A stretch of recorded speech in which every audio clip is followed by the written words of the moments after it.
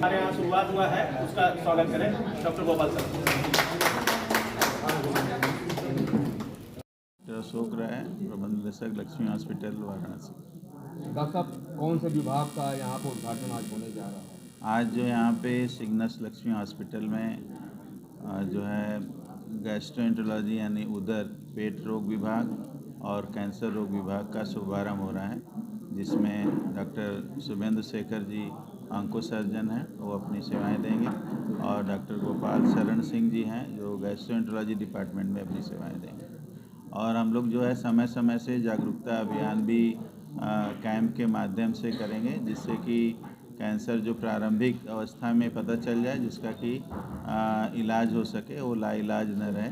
इस तरह का कैंप पहले भी चलता आया है, और उसको हम लोग जगह जगह पे स्क्रीनिंग प्रोग्राम भी करते हैं, जैसे कि स्तन के कैंसर होते हैं या बच्चेदानी के कैंसर होते हैं, तो जो वहीं स्क्रीनिंग प्रोग्राम में वहीं पे लोग सैंपल भी ले लेते हैं FNAC करके, जैसे कि ब्रेस्ट लंप है या तो फिर कोई भी अगर उनको शंका है तो वहाँ पे बच्चेदानी के कैंसर का भी वहाँ से स्मेयर ले लेते हैं, और वो जिस तरह की परेशानी अगर उसमें प्रारंभिक अवस्था में कैंसर की परेशानी है तो वो फिर जाके उनका इलाज संभव हो सकता है। तो इस तरह का अभियान जो है सिग्नस लक्ष्मी हॉस्पिटल की ओर से आगे चलता रहेगा, और हम यही कहना चाहेंगे कि प्रारंभिक अवस्था में ही हमारे काशीवासी पूरे पूर्वांचल के लोग आके अपना जो भी प्रारंभिक लक्षण आता है उसको अपना चिकित्सक से संपर्क करके अपना इलाज कराएं, और इस तरह से उनकी जान बचाई जा सके। डॉक्टर अशोक राय सर से कहूँगा कि उनको कुछ गिफ्ट से स्वागत करें।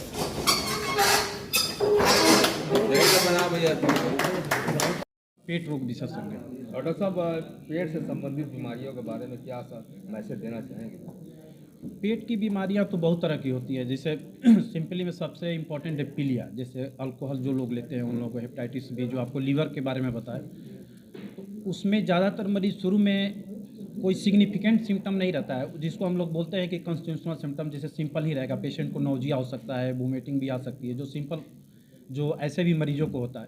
तो आप उसमें डॉक्टर को अप्रोच करेंगे तो अर्ली डायग्नोसिस उसमें हो सकती है कि मतलब जॉन्डिस किस लेवल पे पहुंचा है, लीवर सिरोसिस हुआ है या नहीं हुआ है, तो एज अर्ली एज ही इसमें भी डायग्नोसिस करके और उसका ट्रीटमेंट किया जा सकता है।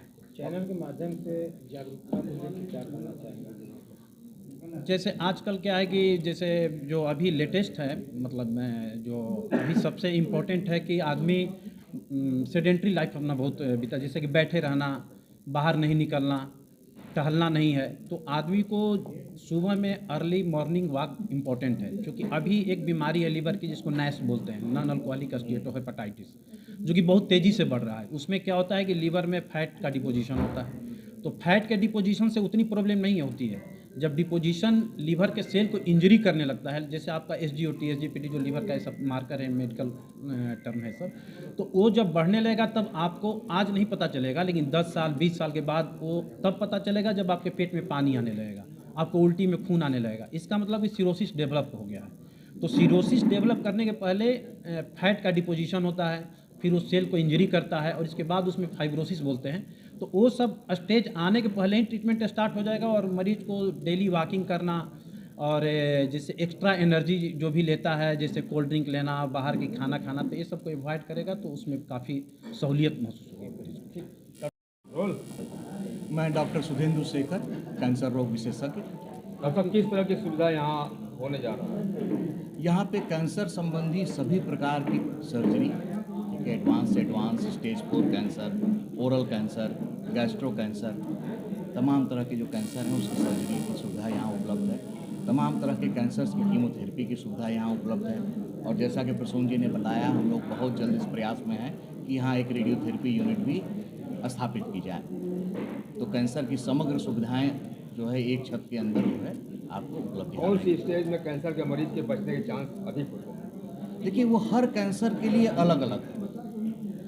जाहिर सी बात है कि जो कैंसर की शुरुआती स्टेज के कैंसर्स के बचने की संभावना बहुत अधिक होती है। जैसे अगर मैं उदाहरण स्वरूप कहूँ तो अगर मान लीजिए मुंह के कैंसर का स्टेज 1 का पेशेंट अगर हमारे पास आता है, उसकी पूर्ण रूप से सर्जरी हो जाती है, तो ऐसे मरीज को हमेशा के लिए ठीक होने की 95% से ऊपर की संभावना है। यानी उस 100 में से 95 लोग वापस अपनी नॉर्मल ज़िंदगी में हमेशा के लिए चले जाएंगे। लेकिन यही स्टेज 1 से बढ़ते हुए बीमारी जब स्टेज 4 तक पहुंच जाती है, अगर स्टेज 4 के मरीज को ऑपरेशन किया जाता है तो ऐसे मरीजों को 30 से 40% मरीज ही अंततः ठीक हो पाएंगे।